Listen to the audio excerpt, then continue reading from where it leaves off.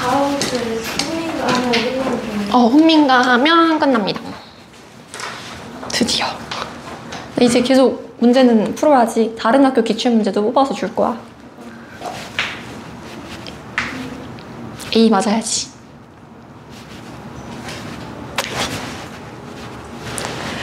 자, 그래서 이번 시간에 고은중은 현대시 6개 후루룩 볼 건데 다행히 선생님이랑 했던 시도 있고 표현 거의 볼 거 없는 시도 있고 하니까 1시간 내에 후루룩 끝내는 걸 최대한 목표로 해보자. 1시간이요?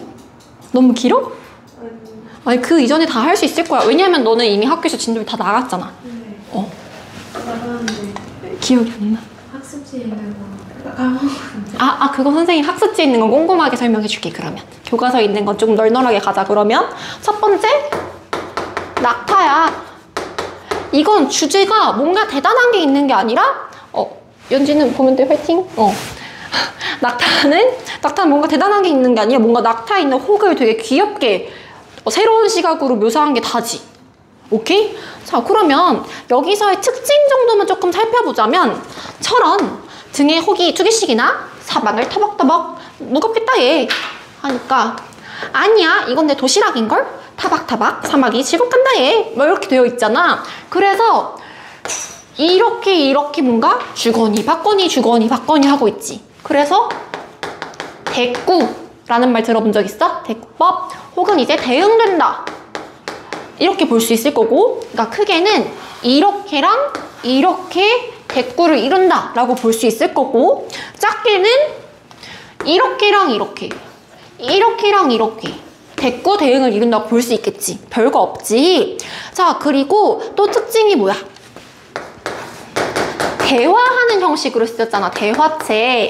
이건 누구랑 대화하는 걸로 볼 수 있어? 낙타랑. 맞아. 낙타랑 누군가 어떤 사람인 것 같아. 자, 그러니까 낙타랑 대화하는 것처럼 묘사했으니까 이거 무슨 법 쓰였다? 맞아. 의인법 쓰였다. 자, 그런데 여기서 주의해야 할 게 있어. 일단 대화책에 쓰인 게 맞고 낙타를 의인화한 것도 맞는데 화자는 여기서 한 명으로 볼 수도 있고 2명으로도 볼 수 있어. 기억나? 화자가 여기 시에 나타난 화자는 한 명으로 볼 수도 있고 2명으로 볼 수도 있어. 기억 안 나? 그런 거 설명 안 해주셨어요? 아니요, 설명해 주셨을걸? 학습지에 있던데? 그러니까 그런 선생님이 말하는 건 이거야. 봐봐. 만약에 시의 화자가 얘 무겁겠다 하던 사람이랑 아니야 이거 내 도시락이야 하는 낙타랑 그냥 시의 화자로 그냥 그대로 보면 이건 시의 화자 2명인 거지. 낙타랑 사람. 근데 한 명으로 보는 건 뭐냐면 어떤 누군가의 화자가 이 대화를 상상해서 그러니까 묘사를 한 거야. 기억나지? 대화를 상상한 어떤 사람일 경우. 이거 차이 이해됐어? 그럼 거기 표시를 해놨습니다. 자, 그 다음에 또 뭐가 있을까요? 아니야 이거야. 이건 내 도시락인걸? 이거 무슨 법?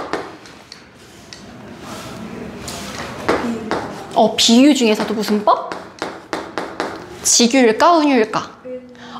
확실한 건 직유는 뭐뭐처럼 뭐뭐 같이 뭐뭐 듯이 이런 게 없으면 직유는 무조건 아니야. 비유이고 그 중에서도 은유가 쓰였는데 봐봐. A는 B다. 의 형식이지. 그러면 원간염이 이거야 도시락이야. 이거. 그치. 요게 원간염이지. 그러니까 이게 뭐지? 혹이잖아, 혹. 그치? 혹이 원간염. 보조간염이 내 도시락. 보조간염. 그래서 낙타혹 이렇게 되어 있는 걸 도시락이다 라고 참신하게 표현하고 있어.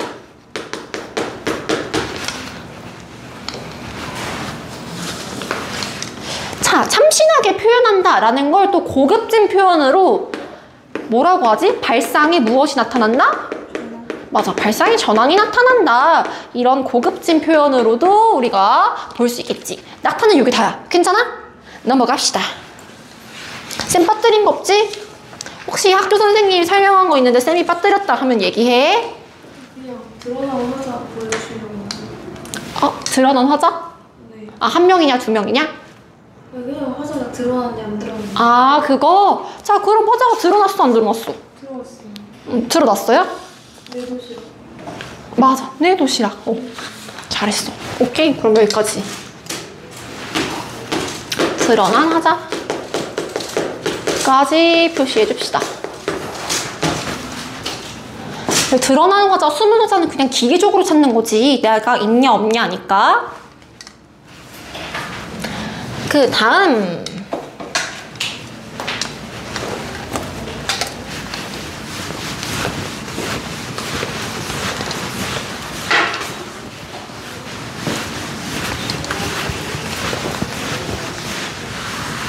자, 다음 시는 기형도의 엄마 걱정이었어. 이건 쌤이랑 옛날에 아예 정규 수업 때 꼼꼼하게 해서 웬만한 건 다 기억나지. 자, 여기서 일단 특징은 뭐였어? 1년은 시점이 언제야? 과거. 즉 이때의 유년 시절을 떠올리는 거고, 2년은 이것을 회상하는, 그렇지, 현재 어른, 성인이 된 그런 화자의 모습이 드러나지. 괜찮아? 자, 그러면 여기서 열무 30단을 이고 시장에 간 우리 엄마.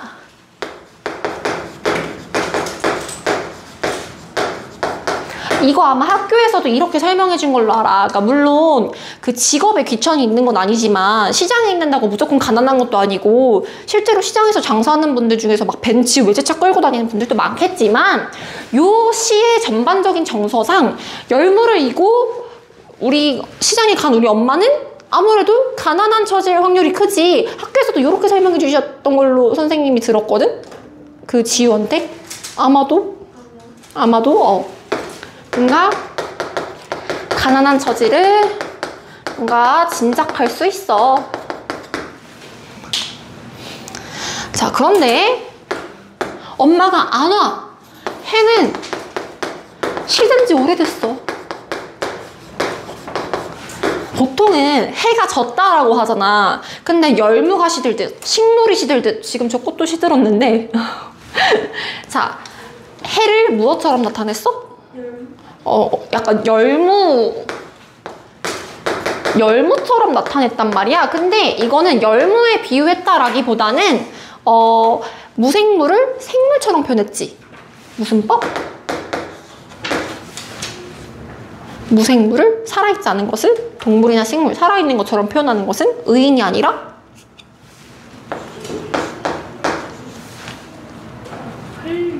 화류. 기억나?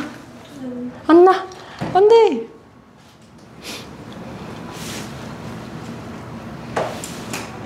학교 선생님은 이건 열무에 비유했다라고 하셨어? 네. 그럼 지훈의 선생님이랑 서준이네 선생님이랑 조금 다를 수 있겠다. 그 친구가 뒷방에서 그러거든요. 그러면은 서진아, 요 부분 조금 더 얘기를 해볼래? 그냥 열무에 빗댔다 그 정도. 열무에 빗댔다? 오케이. 이거랑 이거 둘 다 체크하자, 그러면. 자, 그 다음에 나는 찬밥처럼 방에 담겨. 자, 혼자 화자가 있는 상황을 찬밥처럼 방에 담겼다라고 표현이 되어 있는데 여기 처럼 나왔네? 그럼 무슨 법?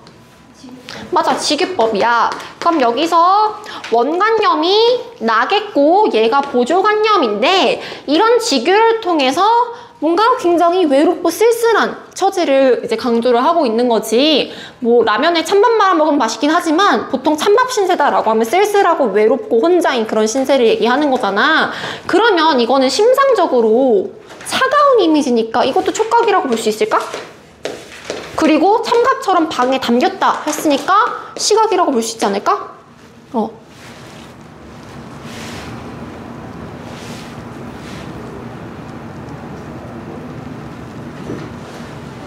학교 선생님 뭐라고 하셨어?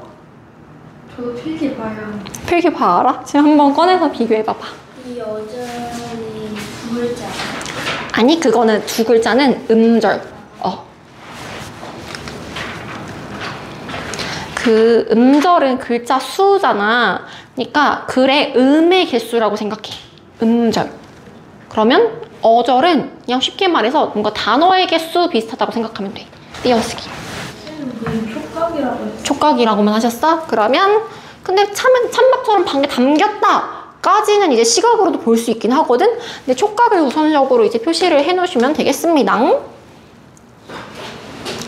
자, 아무리 천천히 숙제를 해도 엄마가 안 오신대. 자, 이언 조금 이따 하고. 배춧잎 같은 발소리 타박타박.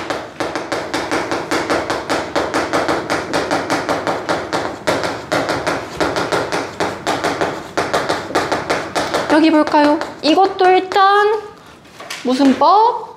지규법. 자, 배춧잎이 보조관념이고 발소리가 원관념인 거 맞지? 누구의 발소리야? 엄마의 발소리야. 자, 그리고 타박타박 음성상징어겠지? 의성어. 쓰여서 전반적으로 촉각, 촉적심상이 쓰였다. 촉각이에요. 타박타박. 그리고 배추잎 같은 거는 시각. 해서 촉각이 된다. 청각. 불날 뻔했네. 저 촉까지 썼는데. 미안해. 개떡같이 말을 찰떡같이 알아들어줘. 배추잎은 시각이긴 한데 사실 여기서 전반적으로 의도하고자 한 것은 청각적 이미지인 거긴 하거든. 근데 배춧잎 같은 발소리에서 선생님께서 그 이상의 것은 소개 안 해주셨지? 청각까지만 하셨어? 그럼 여기까지만 할게. 그 다음에 배춧잎 같은 발소리는 어떤 발소리일까? 타박타박.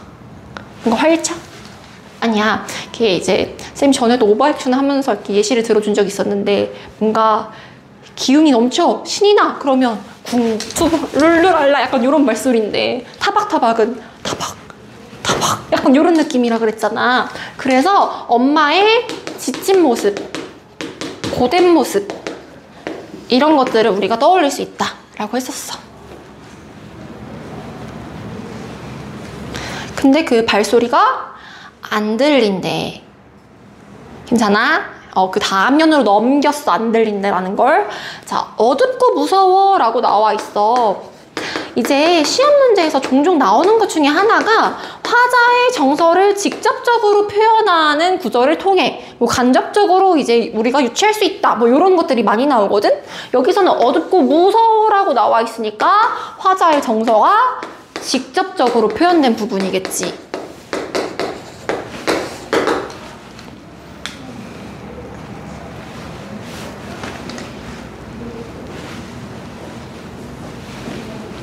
자, 근간 창틈으로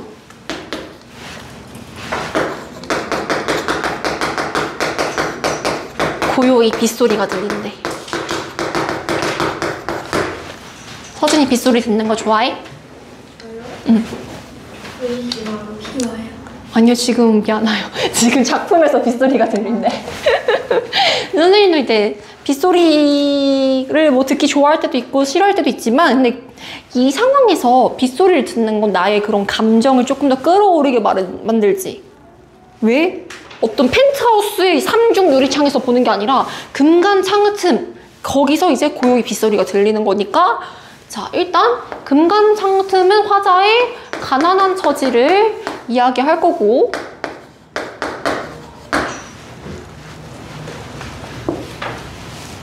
이 고요히 빗소리, 쓸쓸함의 정서를, 쓸쓸, 외로움 이런 것들을 고조시키는 그런 역할을 하겠지. 자, 빈방에 혼자 엎드려 훌쩍 거리던. 자, 여기가 1년의 마지막인데 어라라 뭐뭐하던 이거 과거 회상을 할 때 쓰는 연결어미잖아.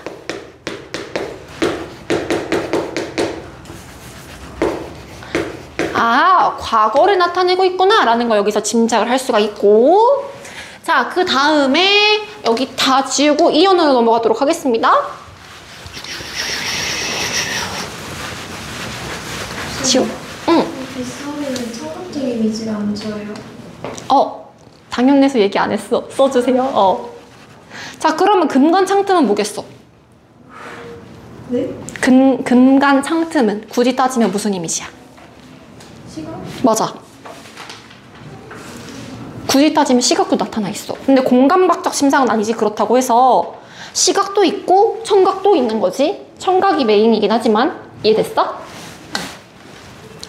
자, 쌤, 저 근데 그 공간감정 심장 한번 한 적 있어요. 학교에서? 방과후에서 한 적 있어? 네. 그럼 이따가 그 금빛 게으른 울음 이거 되게 쉽겠다. 이따 물어볼게. 알았지? 이따 어쨌든 설명해 줄 거니까. 자, 이연. 아까 얘기했듯이 현재 어른, 성인이 된 그 화자의 입장에서. 자, 그러면 여기서 물어볼게. 이 시의 화자는 드러나 있어, 숨어 있어? 드러나 있지. 뭐 내 눈시울 이런 거 나와 있으니까. 아주 먼 옛날. 앞에 게 과거였음을 드러내는 표현이었구나. 회상했던 것을 알 수 있구나. 체크하시고. 그런데 아주 먼 옛날의 기억은 지금도 내 눈시울을 뜨겁게 한단 말이야. 지금 떠올려도 굉장히 어때? 어린 시절이 맞아. 슬프고 서글프고 서러운 그런 감정을 불러일으키지. 그 시절에 내균연의 윗목. 자, 이거 윗목 뭐였는지 기억나십니까? 맞아. 차가운 부분. 그 아궁이에서 불 때면 아궁이랑 가까운 부분은 아랫목이라고 했고, 저 위쪽으로 이제 뜨거운 기운 안 가는 저쪽이 윗목이라 그랬어. 차가운 이미지. 이것도 그러면 학교에서 촉각이 조금 더 드러난다라는 거 학교에서 그렇게 짚어주셨어? 네. 옆에 펼쳐두시기 바랍니다. 네, 촉각. 좋아. 자, 차가운 이미지 통해서 외롭고 쓸쓸한 그런 이미지를 잘 드러내고 있다 까지 하면 엄마 걱정 기억도 끝. 자, 여기서 선생님이 설명 놓친 부분 있을까요? 없을걸? 아마도. 자, 그럼 바로 세 번째로 가도 될까? 있어요. 있어요? 부정적 시어 반복. 부정적 시어 반복. 그거는 또 앞에 반 선생님이 되게 꼼꼼하시네. 자, 부정적 시어 반복이라고? 예컨대 뭐 안 오신다? 뭐 아니면 네, 엄마 안 오시면 안 들리네.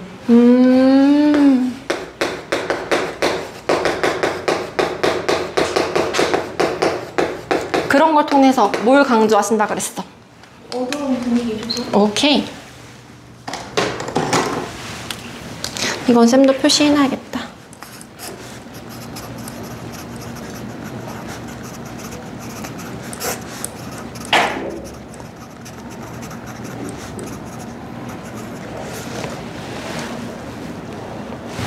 자, 그러면 그래, 아예 말 나온 김에 이것까지 얘기하겠다. 봐봐. 안 오시네, 엄마 안 오시네, 안 들리네, 그 부분 체크해 볼래? 했어요. 이때 원래는 시장에 간 우리 엄마 안 오시네, 아무리 천천히 숙제를 해도 안 오시네, 발소리 타박타박 안 들리네, 이렇게 이어져 있잖아. 근데 굳이 안 오시네, 안 들리네 부분을 앞에 배열했어. 그 부분도 눈여겨볼 법해. 의도적으로 안 오시네, 안 들리네 부분을 끊어서 앞에 나타내는 거잖아. 이것도 굳이 말하면 그 부정적인 시어를 반복하고 이걸 강조하는 거지.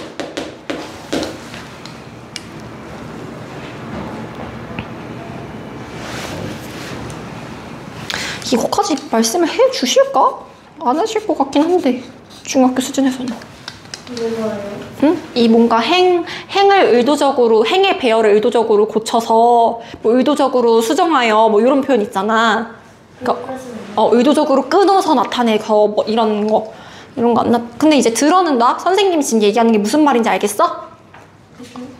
대충? 그러니까 원래는 한 문장 혹은 이제 한 부분으로 쭉 이어져야 되는데 굳이 호흡을 부적절하게 이제 이게 부적절이 아니라 부자연스럽게 끊었잖아. 배춧잎 같은 발소리 타박타박 안 들리네 해야 되는데 배춧잎 같은 발소리 타박타박 안 들리네 이렇게 됐잖아. 그치? 호흡을 조절하고 있어요. 왜? 안 오시네? 안 들리네? 이런 거 강조하려고. 청각에 시각화 있는데요? 청각에 시각화 있어요? 이것도 알려주셨어? 네. 배춧잎 같은 발소리 타박타박? 네.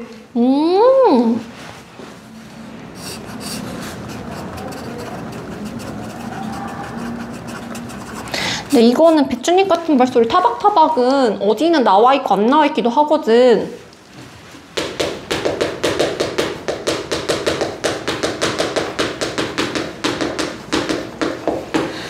자, 그러면 다시 시각의 청각화야? 청각의 시각화야? 청각에 시각화. 맞아. 얘가 메인이고 얘를 시각화해서 나타냈으니까 시각화까지 체크해주세요. 그다음에 해는 시는지 모르는 시간의 흐름을 감각적으로 표현. 맞아. 아까 시간이 지났어. 근데 이걸 해를 시들었다고 표현했네? 라고 했잖아. 그거까지 체크해주면 돼. 희석이 뭔데? 예를 들어서 되게 신 레몬 원액이 있어. 이거를 물을 타서 희석시켜. 좀 묽게 해. 라는 뜻이야. 묽게 한다. 농도를 좀 줄이다. 옅게 하다.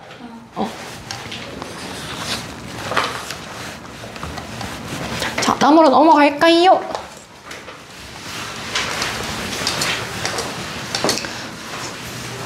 일단 고양까지는 교과서에 있는 작품이니까 우리 서진이가 고양 중에서도 이제 백석의 고양이지? 잘 기억하겠지? 맞아, 그거 다음 장에 나와 있어. 자, 볼까요? 일단 학교 프린터에 이런 표현이 있더라고. 이제 백석 그 작가를 떠올리면 보통 이런 시 많이 썼지? 하는 그런 작품의 경향이 있단 말이야. 그래서 백석은 저기 어렸을 때 행복했던 유년 기억을 바탕으로 해서 유년에 대한 그런 시절을 바탕으로 해서 고향에 대한 어떤 깊은 그리움, 고향에서의 행복했던 어린 시절 이런 것들을 이제 표현하는 그런 시라든지 아니면 서민들이 아주 시골이나 뭐 이제 연안골적 등등의 어떤 많은 시가 있는데 그 서민들의 어떤 그런 토속적인 삶, 향토적인 삶 이런 것들을 그려내기도 했고 아니면 얘가 고향을 멀리 떠나가지고 혼자 있는 거야. 덩그러니 있는 거야. 그래서 되게 외롭고 쓸쓸하고 뭔가 가난해. 하지만 나는 이 가난한 삶이더라도 이런 것들을 초월할 거야. 뭐 이런 시가 되게 많거든. 그러니까 백석의 어떤 특징도 한 번씩 읽어보면 좋겠다. 복이 나올 수도 있으니까. 그럼 이런 것들을 바탕으로 할 때 이 시는 뭐 고향에서의 어떤 뭐 이제 고향을 이제 공유하는 사람들끼리 정겨운 대화를 표현하고 있어. 뭐 이런 식으로 우리가 문제를 이제 볼 수도 있잖아. 그치? 자, 고향에서 일단 특징을 볼까요? 일단 기본적으로 뭐가 쓰였어? 응? 맞아.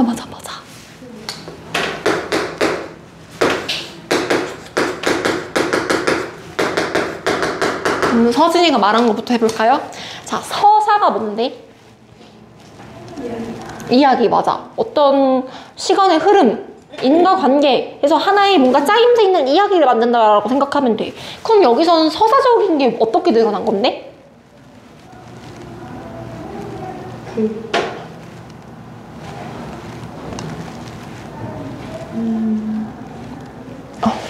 놓고 같이 봐. 필기, 학교 필기 같이 봐.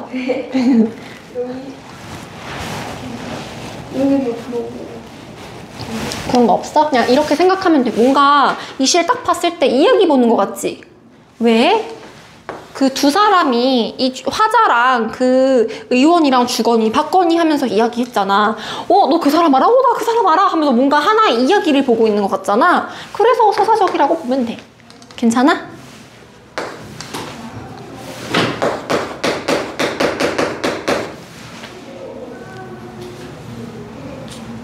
자, 근데 여기 뭔가 대화를 통해서 뭔가 하나의 이야기를 만들어 나가는 느낌도 있고 동시에 혼자 떠드는 부분도 있어. 기억나? 예를 들어서 손길은 따스하고 부드러워서 고향도 아버지도 아버지 친구도 다 있었다. 이런 부분은 혼자 독백하는 부분이겠지. 이런 대화와 독백을 아주 효율적으로 잘 활용을 했어. 괜찮을까요? 자, 그리고 또 기본적으로 말투가 어때? 맞아, 서정적이야. 그리고 다정다감해. 이런 것들을 통해서 어떤 고향에 대한 그리움이라든지 뭐 어떤 따스한 정서라든지 이런 것들을 강조하고 있다라고 보면 될 것 같아. 괜찮으십니까? 네. 이거는 요 정도 특징 정도 파악할 수 있으면 되긴 하거든? 그래도 시 구절 한번 보기는 할까요?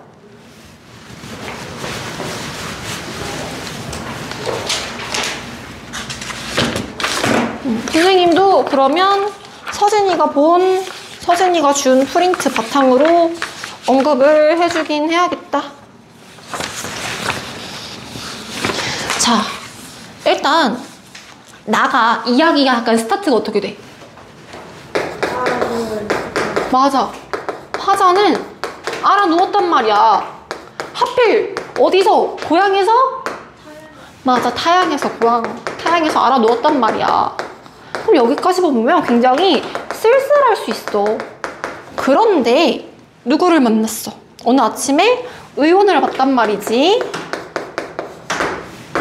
자, 그런데 이 사람들이 서로 대화를 하다 보니까 뭔가 공통적인 이 사람 말아 내 막역지간이야, 이 사람 말아 내가 정말 존경하는 분이야, 이러면서 얘기를 나눌 수 있잖아. 그치? 그래서 의원과의 대화 혹은 의원은 무엇을 떠올리게 하는 매개체?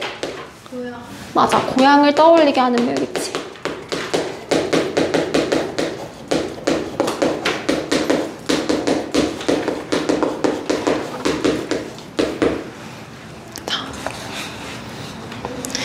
의원에 대한 어떤 묘사가 있습니다. 의원은 열애하면은 그 부처님이거든? 의원에 대한 어떤 외적 묘사가 나타나 있지. 우리 의원은 뭔가 부처님 같은 그런 얼굴을 하고 관공의 수염을 드리워서 먼 옛적 어느 나라 신성 같은데, 자, 요런 부분 전반적으로 의원에 대해서 어떻게 생겼는지 묘사하는 거니까 시각적인 심상이 드러날 거고, 그 다음에 뭐뭐 같은 이런 거 자연스럽게 바로 직유법이다 라고 파악할 수 있으면 되겠죠. 자, 이제 한참 맥을 짚더니 이제 의원이 고향이 어디요? 하고 물읍니다. 그래서 내 고향 평안도 정준대요 라고 하니까 거기 누구누구 고향인데? 라고 이제 의원이 말하는 거야. 그래서 이제 그 아무개 씨, 그 누구누구 씨 알아요? 라고 한즉 의원은 빙긋이 무슨 말인지 알겠어? 그래요? 평안도 전주분이 아는 사람이요? 그럼 거기 그 누구누구 씨 알아요? 그 사람 나랑 친구인데 막역지간인데 이러면서 이렇게 주거니 받거니 하고 있는 거잖아. 오케이? 또 나는 아버지로 섬기는 이라 한즉 어쩌고저쩌고 쭉 그런 대화를 하다가 그 의원은 다시 넌지시 뭔가 넌지시 웃고 말없이 팔을 잡아서 맥을 보는데 우악 이렇게 꽉 짚었어? 아니, 부드럽고 따스하고 그렇게 짚었단 말이야. 맥을 어떻게 짚어? 그러니까 손길, 맥 짚는 걸 어떻게? 따스하고 부드러웠대. 이거 무슨 심상? 그렇지, 이게 바로 촉각이지. 자, 그래서 고향도 마지막 구절. 고향도 아버지의 친구도 다 있었다라는 마지막 구절이 실제로 내 눈앞에 고향이 딱 하고 나타났어? 그건 아니야. 근데 무슨 뜻이라고 봐야 돼? 고향을 맞아. 이제 뭔가 그 따스하고 부드러운 손길이 그래 우리 고향 그리운 고향 이러면서 떠올리게 하는 그런 기능을 한다라고 보면 되겠지. 그래서 마지막 구절은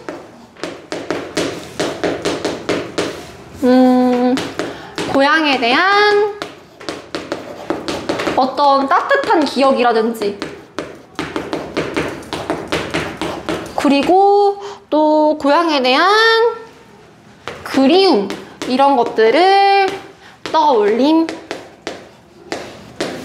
불러일으킴, 환기시킴.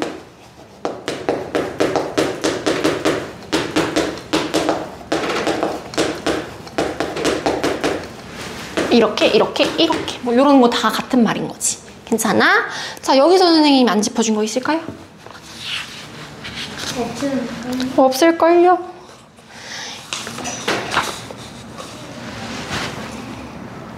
괜찮으실까요? 넘어갑시다.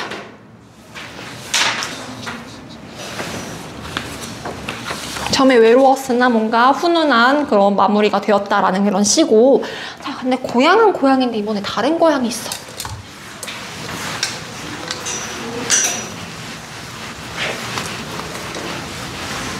이번에는 누구의 고향?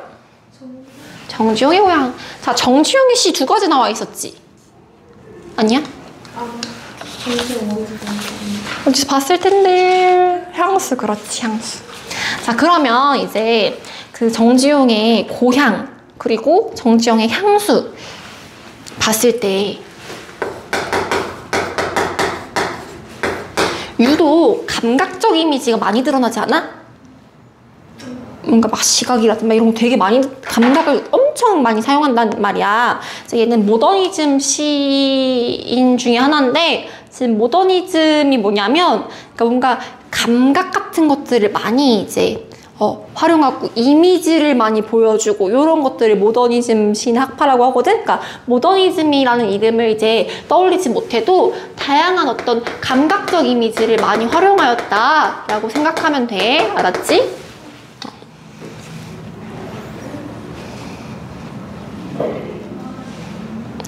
자, 일단 눈으로 딱 드러나는 건 어떤 운율을 몇 가지 확인할 수 그러니까 운율을 확인할 수 있다?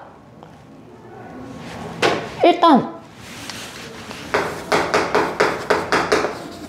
여기 삼음보 드러나는 거 보여? 고향에 돌아와도 그리던 고향은 아니러뇨. 상껑이 알을 품고, 이건 조금 애매할 수 있겠지만, 뻐꾸기 제철에 울것만. 약간 그러니까 모든 행이 다 뭐 삼음보다 이런 건 아니지만 삼음보가 몇 번 드러난단 말이야. 이건 아마 학교에서 가르쳐 주신 것 같진 않던데 삼음보로 확인할 수 있어. 끊어읽기가 가능하긴 해. 일정한 음보수. 자, 그리고 혹시 여기서 수미상관은 배운 적 없지? 이게 학교 선생님들마다 수미상관을 인정하는 범위를 선생님들마다 기준 좀 다르게 하신다? 수미상관이 일단 뭐야? 머리랑 꼬리. 맞아, 머리랑 꼬리. 첫 번째 연이랑 마지막 연이 거의 비슷하거나 같은 걸 수미상관이라고 하잖아. 여기 보면 고향에 돌아와도 그리던 고향은 아니러뇨. 고향에 들어와도 그리던 하늘만이 높으구나. 이걸 어느 참고서에 따라서는 쌤이 이거를 아마 그 해설을 천재박 고등학교 교과서였나? 거기서 갖고 왔거든? 거기서는 수미상관으로 보기는 하더라고. 또 혹시 모르니까 괄호치고 표시는 해놔.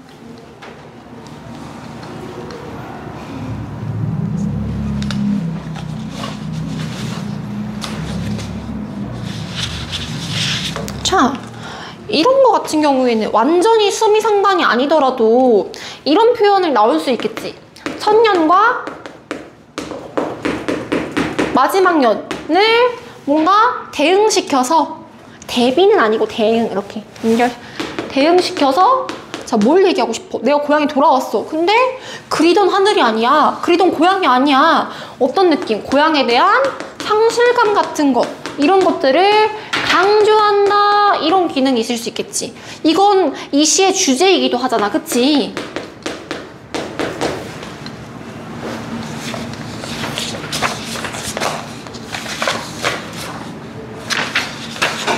자, 우리 서진이가 뭔가. 자, 그리고 여기서는 또 뭐가 드러나냐면은 대조가 되게 많이 드러나거든? 한마디로 자연은 안 변해. 산꿩 계속 울어. 뻐꾸기 제철에 울어. 꽃도 있어. 근데 나는 어린 시절 불던 그런 풀피리 소리가 나지 않아. 그래서 자연의 불변성 또는 영원성과 인간은 변하지, 유한한 존재지, 한계가 있는 존재지, 이런 것들을 대조하고 있는 것도 드러나. 함으로써 어떤 것, 이것도 마찬가지로 상실감, 야 진짜 인생 무상이다, 쓸쓸함, 이런 것들이 드러날 수 있겠지. 괜찮습니까? 자, 그리고 뭔가 다양한 어떤 감각적 이미지가 나오지. 산꿩이 알을 품어, 이거는 시각일 수 있고, 뻐꾸기가 울어, 이건 뭐야? 청각이야. 맞아. 쌤이 지금 일기 안 써줄게. 산꿩이 알을 풀어, 시각. 뻐꾸기 제철에 울어, 청각. 마음은 제 고향을 지니지 않고 먼 항구로 떠돈대. 자, 그때 구름, 떠도는 구름, 이런 거? 떠도는 구름. 맞아, 시각이야. 구름이 떠도는 건 눈에 보이는 거잖아, 그치? 그리고 오늘도 맨끝이 홀로 오르니 흰 점꽃이 인정스레 웃는데, 이것도 일단은 시각이야. 일단은 그것만 일단 표시해도 나머지 세세하게 설명해 줄게. 흰 점꽃 시각이야. 1년, 2년, 3년, 4년.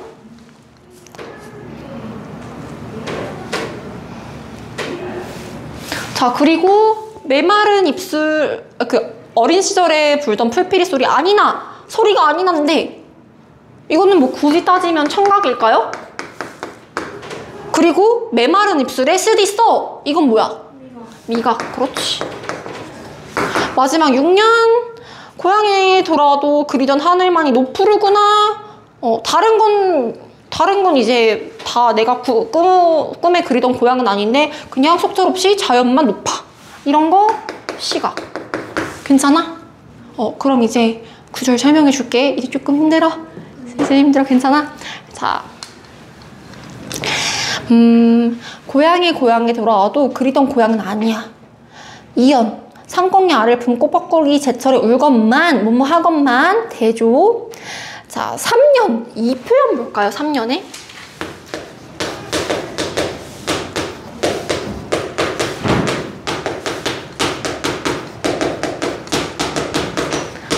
마음은 제 고향 지나지 않고 먼 항구로 떠도는 구름, 이런 표현이 있어. 자, 이건 뭘 의미해? 내가 고향에 왔으면 뭔가 고향이 안정적인 곳이야, 내가 기댈 수 있는 안식처이자 보금자리야 라고 생각했으면 마음은 고향에 딱 하고 머물겠지. 근데 그 마음은 먼 항구로 떠도는 구름같이 이제 얘기를 한 거잖아, 그치? 그건 뭐야? 고향은 안식처가 아니야. 내 마음은 굉장히 방황하고 있어. 이런 것들을 얘기한다고 볼 수 있겠지. 응. 지나지 않으면 지니지 않으면. 아, 맞아. 지니지 않. 잠시만. 지니지 않고. 쌤이 지나지 않고라고 했어? 뒤에 지나지 않고라고 써봤어. 그래? 이쪽이.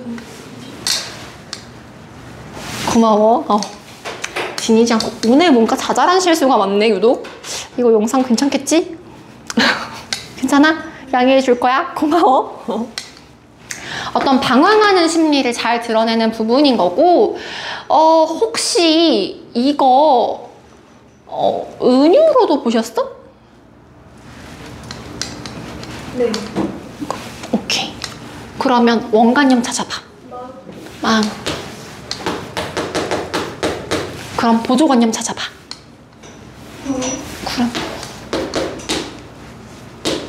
그래서 마음은 구름이다. 은유법. 방황하고 있음을 의미하는 거고 안식처라고 생각하지 않고 있는 거지. 괜찮습니까? 자, 그래서 3년까지는 이거 이상 더 쌤이 이제 체크할 그런 표현법은 없는 것 같고 4연 볼까요?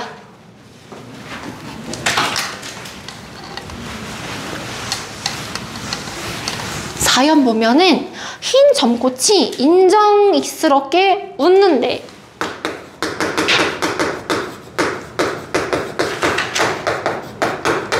자, 우리 강아지나 고양이도 웃는 것 같아 보이지만 문학에서는 웃다, 울다 이거는 기본적으로 사람만 할 수 있는 걸로 친다라고 한 적이 있었어. 그치? 그래서 여기는 의인법이 쓰였다라고 볼 수가 있겠네.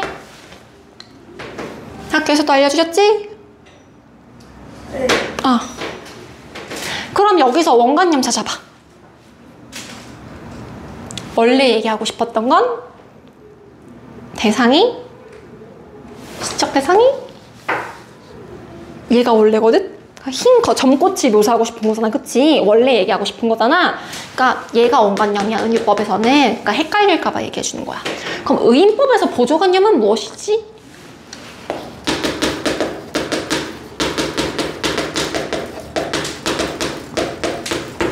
봐봐. 의인법은 정의가 사람이 아닌 것을 사람처럼 빗대어서 표현하는 거잖아. 그래서 사람이 아닌 원래의 대상이 원관념인 거고 사람처럼 묘사하는 부분의 보조관념이라고 보면 돼. 어려울 거 없어. 그래서 이런 웃는 부분이 보조관념이겠구나 라고 생각하면 돼.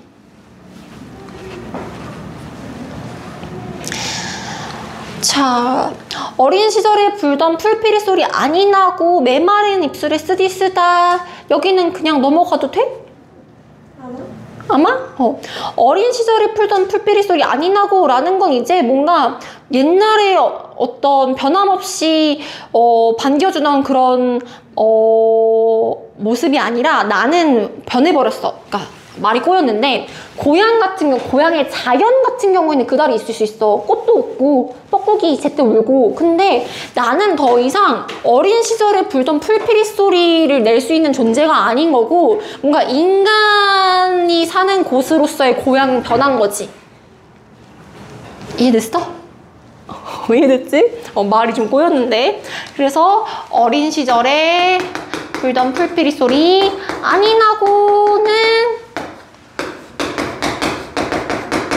변한 화자. 그래서 뭔가 이것도 당연히 고양이에 대한 상실감.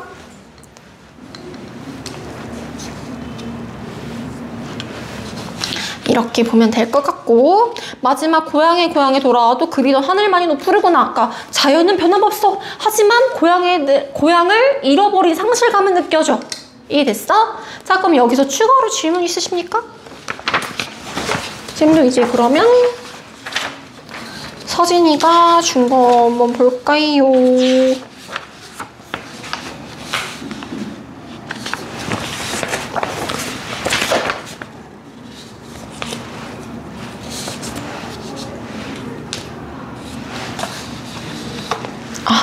하나만 더 봐야겠다. 봐봐. 그리던 하늘만이 노푸르구나. 이건 두 가지 의미로 볼 수 있을 것 같대. 첫 번째, 자연은 그대로야. 근데 뭔가 어때?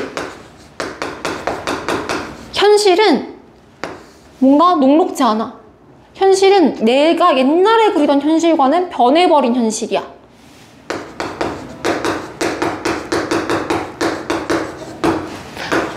두 번째, 뭔가 하늘이 노푸르다라고 했을 때 이 자연은 변하지 않는 거니까 일단 긍정적인 존재라고 봤을 때 자연은 손에 닿지 않는 저 멀리에 있는 거야. 그래서 거리감을 강조하는 거지.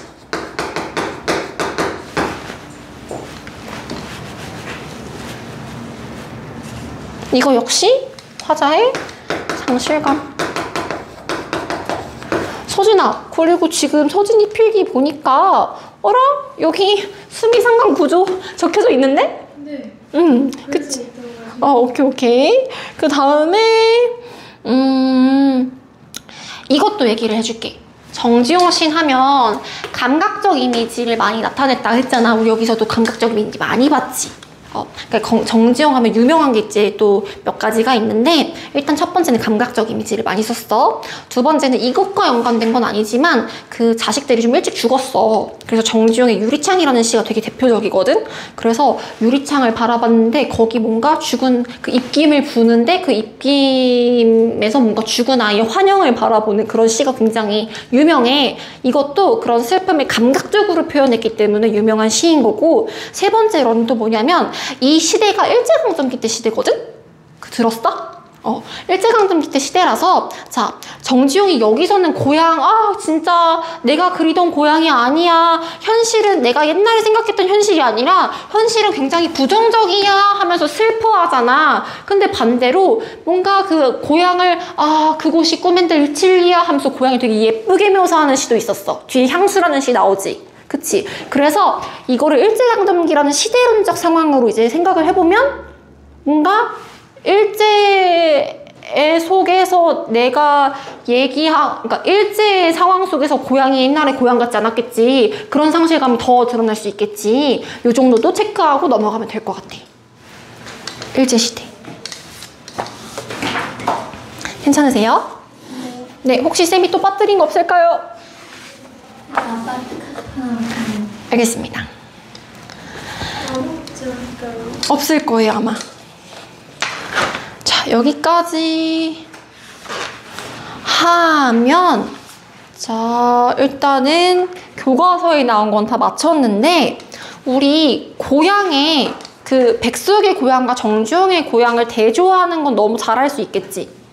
이건 넘어갈게요. 둘 다 고향이라는 시적 대상이 같지만, 백석의 고향 같은 경우에는 고향을 따뜻한 곳, 편안한 곳, 정겨운 곳으로 떠올리고 있고, 정지용의 고향은 내가 안정을 취할 수 없어. 쓸쓸한 공간이야. 뭔가 잃어버린 느낌이야. 이제 완전히 다르게 나타났다라는 거 이제 체크를 하면 되겠습니다. 와, 1시간 안에 안 끝나네? 지금 9시 13분. 지금 이제 2개 시가 더 남았거든? 잠깐 쉴래? 아니면 계속 할 수 있겠어? 하고서 한 번씩. 오케이. 추억에서 갑시다.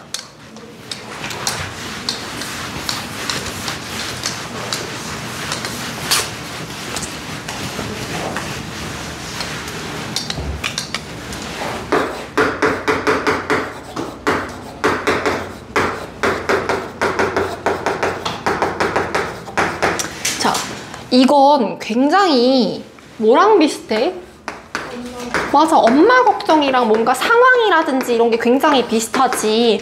엄마는 일하러 나갔고 이제 열무 팔러 갔냐, 아니면 어촌에서 어떤 건어물이나 해산물 이쪽 팔러 갔냐, 이제 화자가 혼자냐, 아니면 그 오누이랑 있냐, 이런 거 차이긴 하겠지만 가난한 어린 시절에 대해서 그렇게 얘기를 하고 있는 거고, 여기서는 조금 더 차이를 두는 게 뭐냐면, 엄마 걱정에 비해서 엄마 걱정, 이제 내 시점, 어렸을 때 나 너무 외롭고 쓸쓸했어, 요게 조금 더 강조가 되어 있잖아. 물론 엄마의 지친 심정이나 지친 모습을 배추잎 같은 발소리에 나타나긴 했지만, 여기서는 엄마의 심정을 조금 더 헤아리는 부분이 나타나 있지. 마지막 부분 같은 게 그렇지. 우리 엄마의 마음은 어떠했을꼬, 요런 부분, 요런 게 조금 더 드러난다는 게 차이점이겠네. 자, 여기서도 다양한 이미지가 드러나는데, 자, 가볼게요. 기억날까요? 자, 배경은 진주, 그 경상도 쪽이거든? 진주 장터 생어물점이래.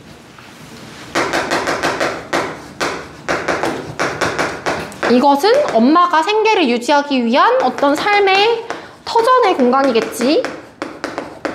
1년 괜찮습니까?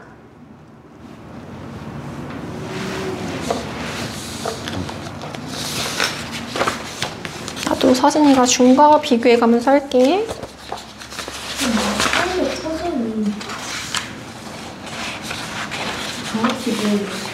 그러니까 터전이라는 것은, 그러니까 내가 살아가는 그 장소, 내가 일상생활을, 삶을 살아가는 공간, 이런 걸 보통 터전이라고 해. 그러니까 공주품인데 엄마 걱정에서 시장이 삶의 터전이라고 하잖아. 맞아. 거기서도 삶의 터전이라고 볼 수 있을 것 같은데, 그러니까 터전이라고 하면, 그러니까 장소할 때 그 공터할 때 터 그거거든. 그러니까 엄마 걱정에서나 여기서나 생활물전 그리고 저기 시장이 삶의 터전인 건 뭐냐면 엄마가 아예 거기서 일상에서 자리를 잡고 돈을 벌고 하면서 이제 생계를 꾸려나가는 그런 장소인 거잖아. 그래서 삶의 터전이라고 할 수 있어. 괜찮나? 응. 자, 바다 밑이 깔리는 해 다진 어스름. 지금 1년 하고 있습니다. 이거 어때? 이미지로 따지면? 맞아, 시각적인 이미지야. 해가 다 졌어. 뭔가 여기서는 어둡다라기보다 약간 슬픈 느낌을 조금 더 이제 고조를 시키거든. 자, 슬프다라는 걸 애상적이다라고 하지. 애상적 분위기를 만드는 역할을 해.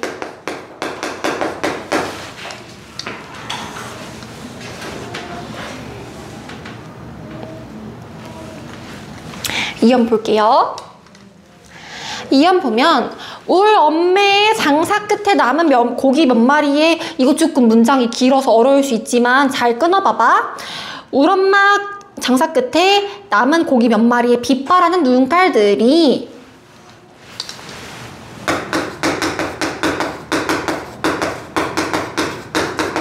자, 주어는 빛바라는 눈깔들이 어쩌고저쩌고 은전만큼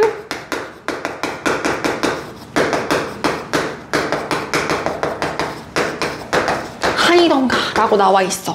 문장 되게 길지. 일단 이 빛 바라는 눈가들은 뭐냐면 엄마가 팔고 남은 생선이잖아. 그치? 오케이? 자, 근데 얘가 어때? 은전만큼 손이 안 닿는 한과 같대.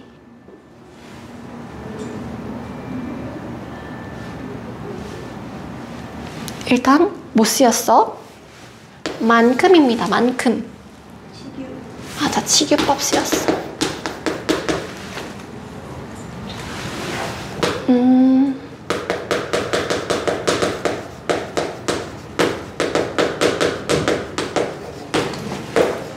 자, 쉬운 문장이랑 비교를 하자면 이때의 치규는 사과가 보조관념이고 내가 원관념이고 공통점이 뭐야? 예쁘다라는 거잖아. 그치? 그럼 여기서도 봤을 때 얘가 보조관념이겠지. 이건 뭐야? 은전은 돈이거든. 돈? 빛바라는 눈깔들, 그니까 생선 눈깔들이지. 생선 눈깔들. 얘가 완전 원관념이지.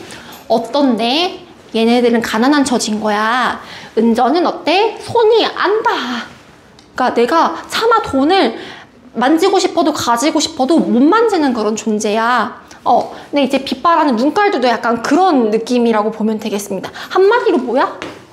가난한 형편을 얘기하고 싶은 거야.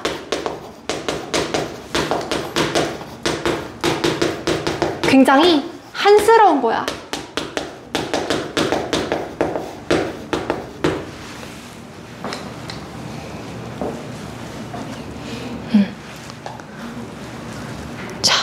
울엄매야, 오랜만이야 라고 하고 있습니다. 우리 엄마다 라는 거지.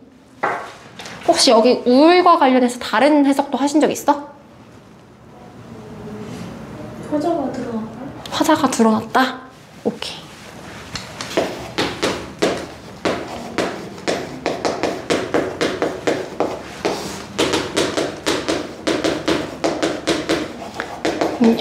이것과 관련해서 다른 시각이 있을 수 있는데 이건 패스할게. 그러면 화자가 드러났다 정도로만.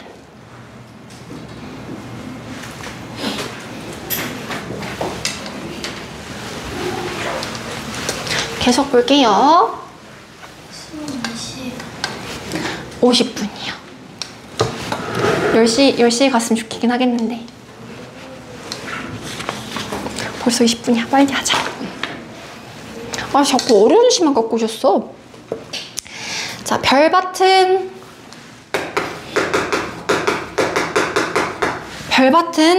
또 그리 멀리 우리 오누이에 어떤 머리 맞댄 골방. 안 돼요. 손 시리게 떨던가 손 시리게 떨던가 이렇게 되어 있단 말이야. 자, 그러면 별밭은 별이 막 이렇게 이제 수놓은 곳은 멀리 있어. 자, 딱 봐도 별은 뭔가 반짝반짝하니까 좋은 이미지인 것 같잖아. 근데 얘는 멀리 있어. 지금 뭐야?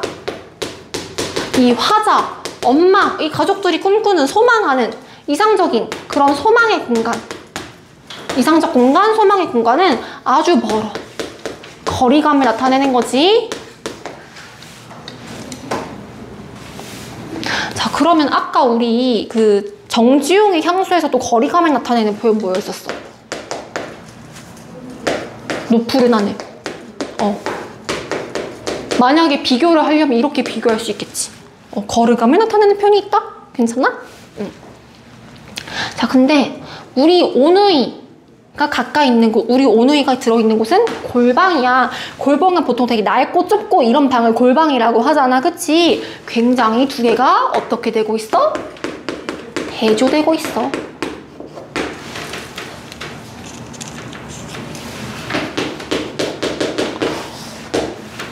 대조적 공간이라서 이 어떤 화자의 가난한 처지 부각하고 있지.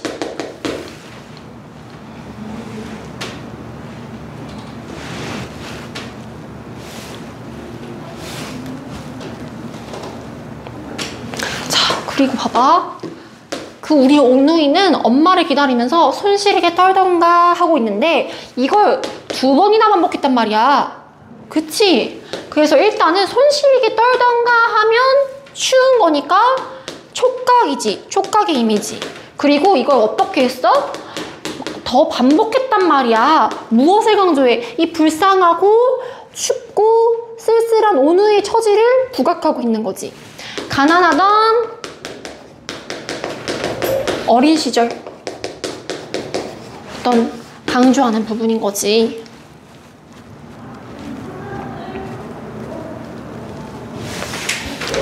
거의 다 왔습니다.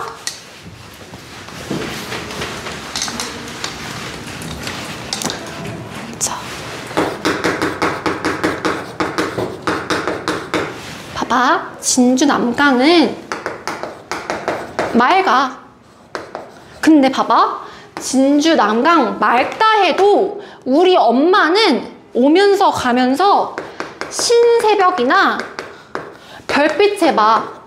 무슨 말이야? 남강이 아무리 맑더라도 우리 엄마는 일하느라 아주 새벽에 보거나 별빛이 가득한 뭐 밤에 보거나 이럴 수밖에 없어. 그치? 그래서 진주 남강이 맑다 하더라도 신새벽 별빛을 보는 엄마. 그래서 얘는 엄마의 처지와는 대조적인 공간인 거야.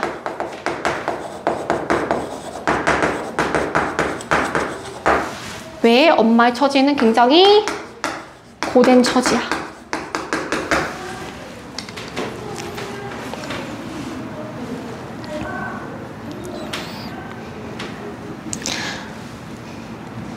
자, 그렇게 해서 그렇게 보는 것은 우리 엄마의 마음은 어떠했을꼬 하면서 엄마의 마음을 헤아리고 있지. 자, 잘빛 받은 옹기 전에 옹기들 같이, 옹기 전 하면 옹기들 이렇게 막 모여있는 곳이잖아. 항아리 같은 거. 옹기들 같이 말없이 글썽이고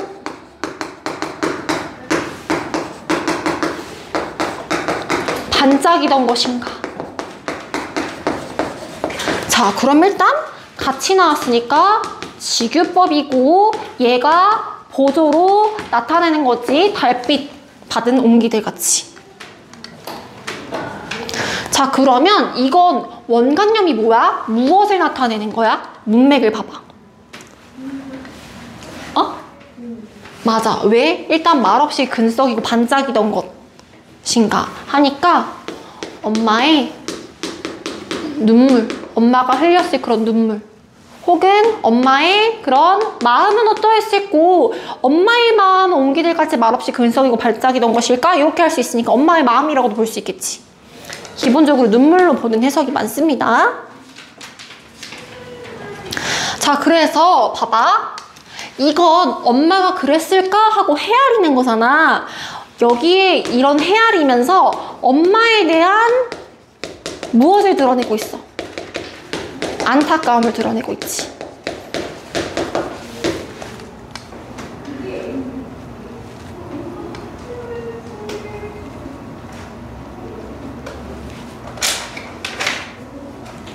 자, 그러니까 엄마의 마음은 이랬을까? 하니까 이거는 엄마의 마음이지 내 마음은 아니잖아. 근데 그랬을까? 라고 헤아리는 것을 통해서 안타까움이 드러나는 거야. 오케이? 자, 그리고 기본적으로 말투가 굉장히 슬퍼. 애상적이야. 그리고 이제 여기 향토적인 생어물전, 뭐 고기 이런 거 나와 있잖아. 진주, 남강, 향토적이야. 그리고 플러스로 회고적이라는 게 나와 있잖아. 회고가 회상한다라는 거거든? 그치? 여기 보면 손실에게 떨던가 우리 엄마의 마음은 어떠했을꼬? 또 뭐 있어? 한이던가, 은전만큼 손 안 닿는 한이던가 이런 거 있고, 여기서도 반짝이던 것인가? 아, 회상하고 회고하고 있구나 라는 걸 여기서 알 수 있어. 이것도 어미를 통해서. 자, 그래서 여기까지 정리. 혹시 쌤이 추가로 설명 안 한 부분 없겠지? 그러면 서진아, 정지용의 향수랑 훈민가를 다음 시간에 하자. 이러다가는 우리 9시 50분까지 하겠다. 일단 문제 풀고 있어봐. 알았지? 다 했어?